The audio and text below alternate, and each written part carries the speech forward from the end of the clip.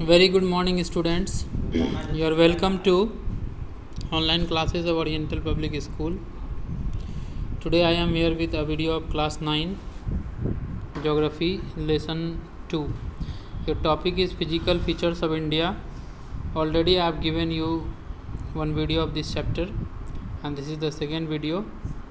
And in today's video we are going to read about Northern Plain, because some of the physiographic divisions we have already completed in the previous video, and in this video we are mainly going to about some more physical features of India. And very first it is given here, Northern Plain. The Northern Plain of India is formed by the three rivers of Himalayas. I mean to say, we can also say in this way, Northern Plain has been formed by the interplay role of three Himalayan rivers, namely Ganga, Brahmaputra and Indus, and some of the tributaries of this river also. So this plain is composed of alluvial soil. As you know, in entire India, the most fertile soil is alluvial soil, which is formed by the soil carried by the river deposited in the region, because from wherever the river flows out, the topsoil is washed away, and which is containing the larger proportion of fertility of the soil, and wherever the soil is deposited, and it contains a huge amount of fertility. That's why this alluvial soil is very fertile, which has been deposited over millions of years, and this we cannot say it can be formed within few days or month or year. It takes time. So in millions of years this plain is formed. The total area of the Northern Plain is about 7 lakh square kilometer. It is about 2400 kilometer long and 240 to 320 kilometer broad.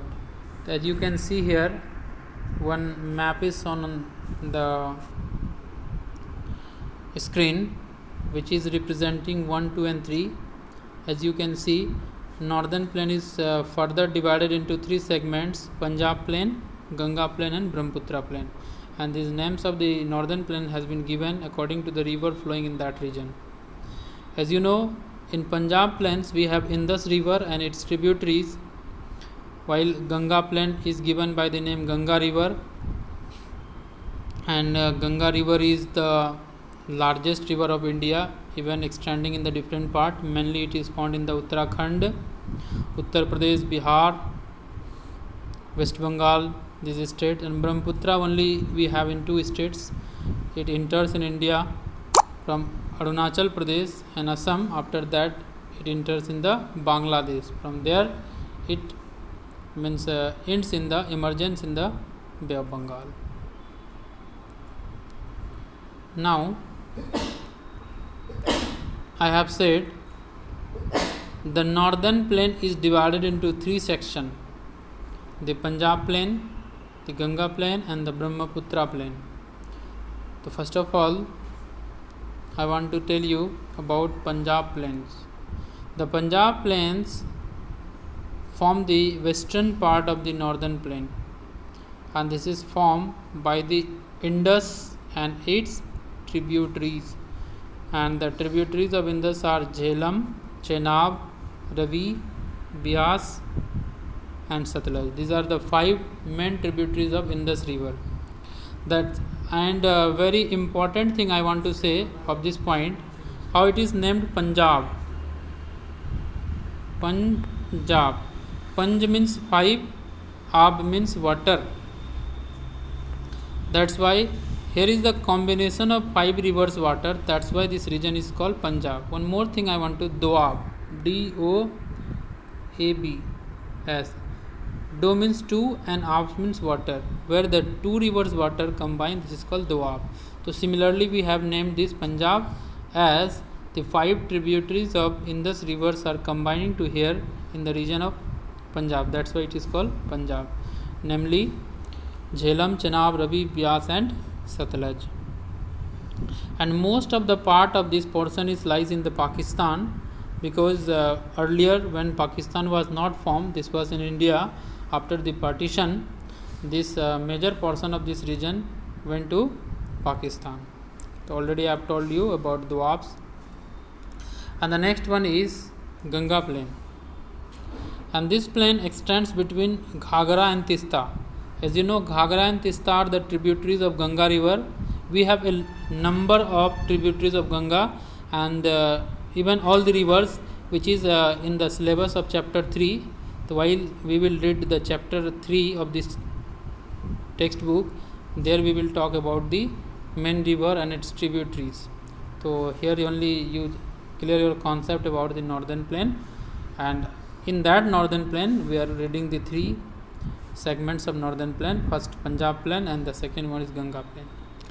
And this plain extends between Ghagra and Tista river. The northern state like Haryana, Delhi, UP, Bihar, parts of Jharkhand, West Bengal lies in the Ganga plain. You must remember the states in which state this plain lies, and I mean to say the which part of our country lies in the Ganga plain, Punjab plain, Brahmaputra plain. Already I have told you the names. You must not forget the state's name. Haryana, Delhi, UP, Bihar, parts of Jharkhand and West Bengal lies in the Ganga plains.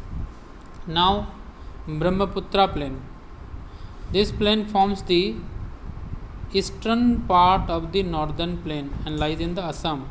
I mean to say mostly 100, not 100, means up to 90% of the Brahmaputra plain lies in the only one single state, that is Assam. And every year Assam is affected by the Brahmaputra river's water in rainy season, because this brings flood to this region. So I hope you have understood the three parts of the northern plain: Ganga plain, Punjab plain and Brahmaputra plain. Now one very important point related to this topic is based on the relief feature. Relief means different land masses.